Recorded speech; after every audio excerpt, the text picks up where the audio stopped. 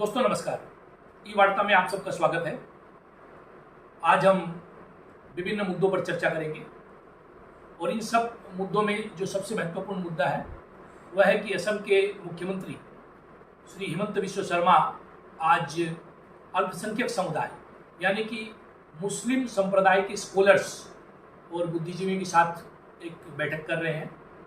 जैसा कि आप सभी जानते हैं कि पिछले दिनों 2001 के सेंसस के आधार पर मुख्यमंत्री ने एक बयान दिया था कि 10 वर्षों में 2001 से 2011 के दौरान 10 वर्षों में हिंदुओं की जनसंख्या असम में जहाँ 16% बढ़ी, वहीं मुसलमानों की संख्या में 29% का इजाफा हुआ। और इसके बाद में मुख्यमंत्री ने इस चर्चा को शुरू किया कि मुसलमानों में जो जनसंख्या वृद्धि की दर है उसे कम करने की जरूरत है। आज एक ऐसी ही चर्चा उन्होंने शुरू की है जिसका नाम एम्पावरमेंट ऑफ माइनॉरिटीज़ दिया है।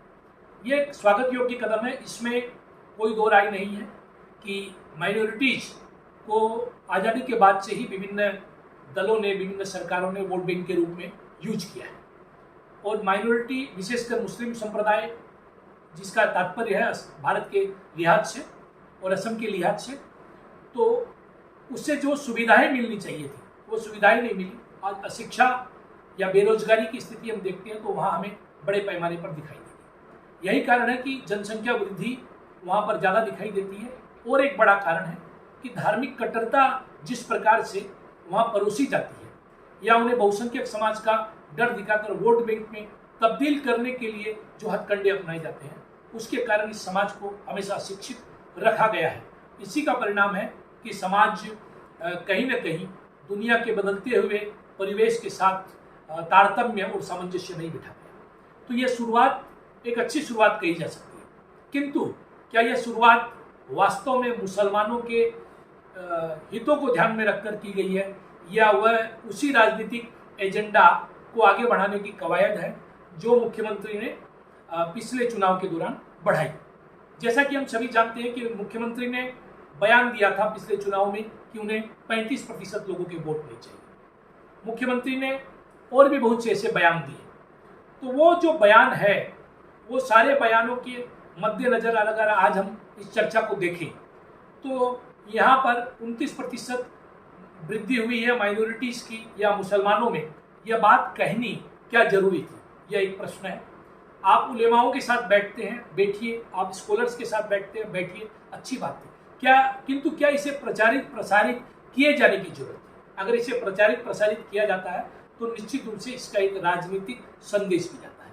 और मुख्यमंत्री जो कि राजनीति के चतुर खिलाड़ी है, वह इसी संदेश के साथ जो बहुसंख्यक समाज है या जो हिंदू समाज है जिससे उन्होंने टारगेट किया पिछले चुनाव के दौरान और यहाँ पर भाजपा की सरकार गठित की, वह उस अपनी कंस्टिट्यूएंसी को लगातार इस प्रकार के बयानों से टारगेट करते रहे। चाहे वो मदरसाओं के बंद करने की बात हो या 35% मुसलमानों के वोट न माने चाहने की बात हो या फिर बदरुद्दीन अजमल के ऊपर में अटैक कर सभ्यता और संस्कृति की लड़ाई बताने की बात हो, तो ये इस प्रकार की बात है। यहाँ पर मुख्यमंत्री की जो पहल है उसका स्वागत तो किया जाना चाहिए, किंतु साथ ही मुख्यमंत्री को यह भी देखना होगा कि राजनीति से थोड़ा परे हटकर इस समाज के विकास के लिए वास्तव में अगर वो गंभीर है तो इसे गंभीरता के साथ उन्हें प्लान्स एंड प्रोग्राम्स के साथ आगे आना पड़ेगा, योजनाओं के साथ आगे आना पड़ेगा और योजनाबद्ध तरीके से जो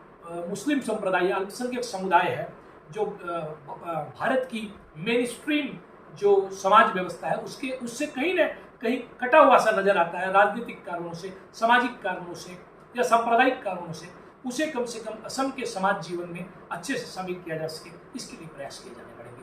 तो ये मुख्यमंत्री भले इसमें राजनीति कर रहे हो, किंतु राजनीति के बावजूद भी मैं आशा करता हूं कि वो इस बात का ध्यान रखेंगे कि वास्तव में सबका कल्याण हो, क्योंकि 35% को छोड़कर हम असम को आगे संचालित नहीं कर सकते, असम का विकास नहीं कर सकते और ये बात मुख्यमंत्री भी जानते हैं। इसके बाद में आज कई से टॉपिक्स जो है मैंने यहाँ का एक बहुत प्रतिष्ठित पेपर है, आप सभी जानते हैं, असम ट्रिब्यून।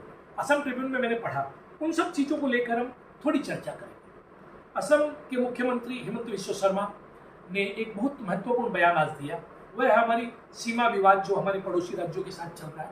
उन सीमा विवादों को लेकर उन्होंने बयान दिया और उन्होंने कहा कि सैटेलाइट के जरिए सीमा पर नजर रखी जानी चाहिए। यह एक प्रस्ताव जो मुख्यमंत्री ने दिया है, यह एक समाधान हो सकता है। मैं नहीं जानता कि ये कितना कारगर होगा, किंतु यहाँ पर एक बहुत बड़ा मुद्दा जो हमारे सामने है कि हमारा विवाद अरुणाचल के साथ है, हमारा विवाद मिजोरम के साथ है, हमारा जो विवाद है वो नागालैंड के साथ है। मुख्य ये 3 राज्यों के साथ हमारा विवाद है और इस विवाद का कारण जो है वह है कि मिजोरम हमारी कुछ जमीन पर अपना दावा करता है, मेघालय दावा करता है और इसी प्रकार से नागालैंड भी दावा करता है।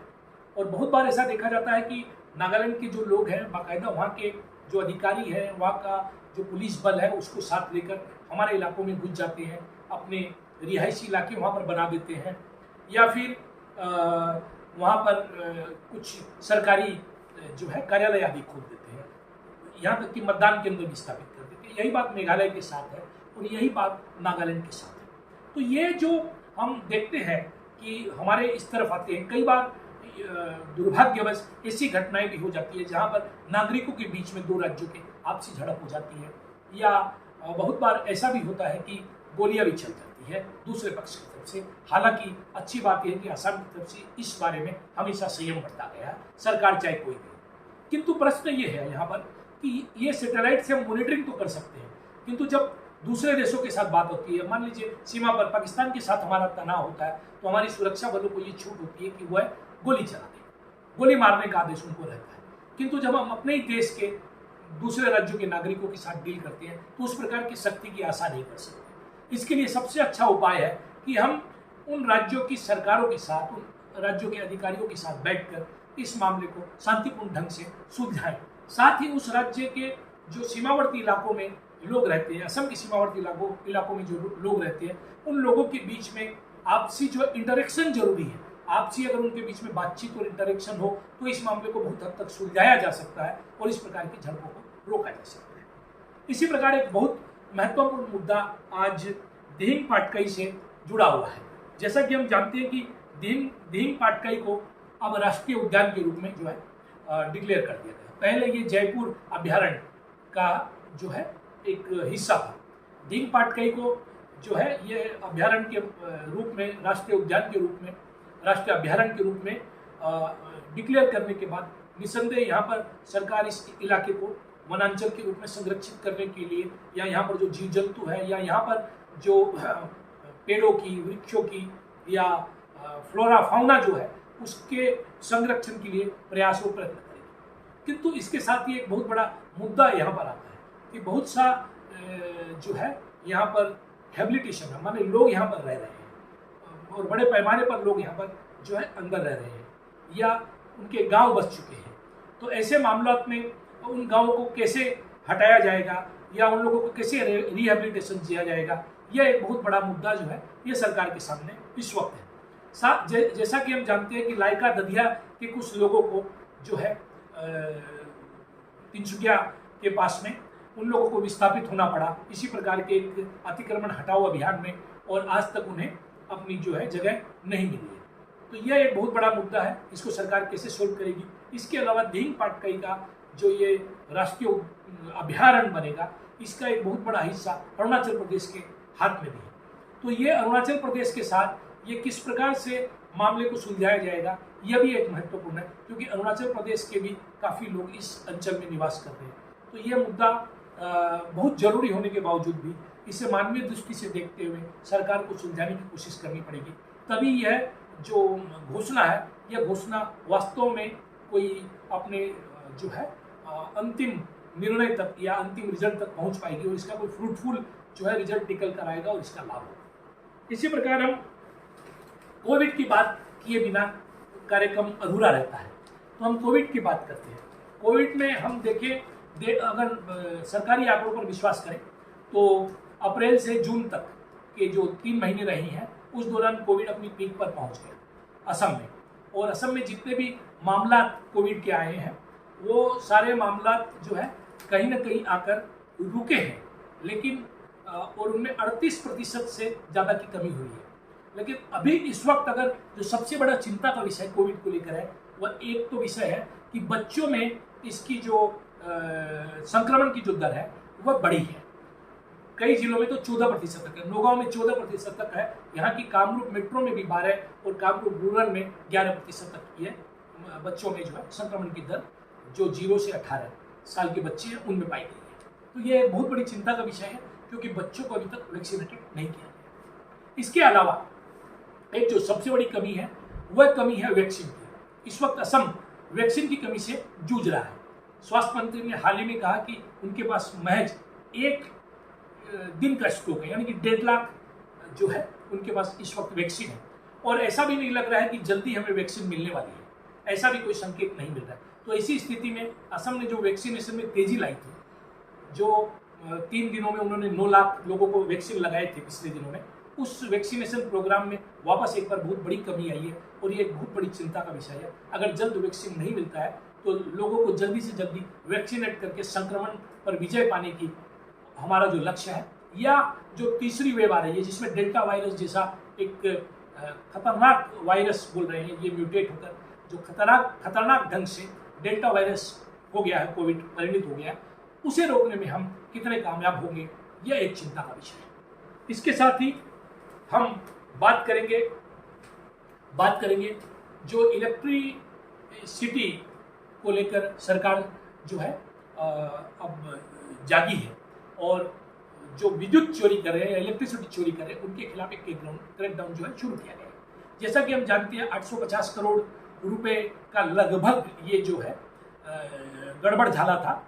इस गड़बड़ झाले में से सरकार ने 1,11,000 कनेक्शन काटे। 1,11,000 कनेक्शन काटने के बाद काफ़ी लोगों ने, 48,000 के आसपास लोगों ने अपना जो बकाया है उसे पेमेंट किया, और इससे सरकार को करीबन 270 करोड़ रुपये प्राप्त हुए। किंतु अभी भी बहुत बड़े पैमाने पर यह घोटाला जारी है, और इसमें कोई बताने की जरूरत नहीं है कि यह तो एक टिप ऑफ द आइसबर्ग है, माने ये एक छोटा सा हिस्सा है। सरकारी तंत्र में व्याप्त जो भ्रष्टाचार है उससे कहीं बड़ा है। और अगर हम खाली इलेक्ट्रिसिटी की भी बात करें तो यह कहना अतिशयोक्ति नहीं होगी या जाति नहीं होगी कि ऊपर से लेकर नीचे तक के अधिकारियों की मिलीभगत से ही यह चोरी संभव हो पाई है। और इसमें सरकार ने जब भी कोई कदम उठाया तो मेयर आईवास रहा है, वो सिर्फ दिखावे का रहा है, इसमें कोई ठोस या कठोर कार्रवाई नहीं की गई है। तो मुख्यमंत्री का यह कदम प्रशंसनीय जरूर है, लेकिन सिर्फ टहनियों को काटने से काम नहीं होगा। जब तक मुख्यमंत्री करप्शन भ्रष्टाचार की जड़ों पर चोट नहीं करेंगे तब तक यह मामला जो है यह सुलझेगा नहीं। इसी प्रकार एक और बहुत महत्वपूर्ण मुद्दा है, वह है गो तस्करी से जुड़ा हुआ। जैसा कि हम जानते हैं कि भारत में और असम में भी बहुसंख्यक समाज हिंदू समाज है, और हमारी आस्था गो से जुड़ी हुई है। हमारे यहाँ गो को गो माता कहा जाता है। मुख्यमंत्री ने अपने बयान में कहा कि पिछले 5 सालों में जो है लगातार जो है प्रति माह जो है 5,000 करोड़ रुपए की गो तस्करी यहाँ से होती रही है। 5,000 करोड़ रुपए की गो तस्करी का मतलब हो गया साल में 60,000, और पिछले भाजपा सरकार की भी अगर हम देखें तो 300 करोड़ का ये गो तस्करी का व्यापार मुख्यमंत्री के अनुसार हुआ है। तो ऐसे में ये प्रश्न उठना लाजमी है कि सरकार, भाजपा की सरकार, हिंदुत्ववादी सरकार होने के बावजूद इसे रोकने में क्यों विफल रही। और ये 300 करोड़ रुपए की जो गो तस्करी हुई है, इस पर किस लेवल में अधिकारी, मंत्री, एमएलए या अन्य लोग जो है इन्वॉल्व थे, क्या उनके खिलाफ कार्रवाई करने की और इसे आगे न होने देने के लिए सरकार ने कोई ठोस जो प्लान ऑफ एक्शन तैयार किया है? अगर नहीं किया है तो फिर गो तस्करी कैसे रोकी जाएगी? ऐसे ही कोयले की तस्करी रोकने के लिए, कोयले का स्कैम रोकने के लिए सरकार ने घोषणाएं तो की है, किंतु इसके साथ किस प्रकार से विधायक, मंत्री और बड़े अधिकारी जुड़े हुए रहते हैं, यह बात किसी से छुपी नहीं है। तो भ्रष्टाचार पर सरकार घोषणाएं कर रही है कि हम इसे रोकेंगे, किंतु सरकार की वह घोषणाएं महज घोषणाएं नजर आती है। ये जो मुख्य मुद्दे हैं, कोविड जैसा मुख्य मुद्दा है, या सरकार हिंदुत्ववादी एजेंडों को आगे रखकर जो वापस उपचुनाव उनकी वैतरणी पार करना चाहती है, इस प्रकार की चीजें लगती है। सरकार की नीयत जो है वो उतनी साफ इन मुद्दों पर नहीं नजर आती जितनी साफ होनी चाहिए। तो मुख्यमंत्री को ये सारी बातें देखनी पड़ेगी कि उनकी कार्य पद्धति अच्छी हो, किंतु साथ ही उनकी नीयत भी लोगों को दिखनी पड़ेगी। सिर्फ चुनावी वायदों के साथ, चुनावी लॉलीपॉप देने की कोशिश के साथ या चुनावी सीगोफे छोड़कर, वह हो सकता है कि चुनाव तो जीतते रहे, किंतु जो एक स्टेट्समैन होता है, जो एक लोकप्रियता होती है, जो एक जननायक होता है, वो बनने में वो कामयाब नहीं हो पाएंगे। तो ये बहुत सारे मुद्दे हैं जिन मुद्दों पर आज हमने चर्चा की, और हम इस प्रकार ये चर्चाएं करते रहते हैं। हमारी चेष्टा रहती है कि हम ज़्यादा से ज़्यादा तथ्य आपके सामने लाएं, निष्पक्ष तरीके से लाएं, किसी एक पक्ष या विपक्ष के साथ हमारा जो है झुकाव नहीं हो किसी की तरफ। हम वो मुद्दे रखें जो डायरेक्ट आपके साथ, आपके हितों के साथ, राज्य के हितों के साथ जुड़े हो।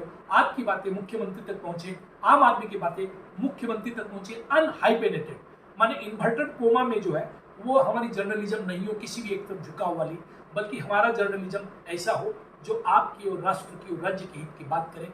किंतु इसमें हमें आपका सहयोग चाहिए।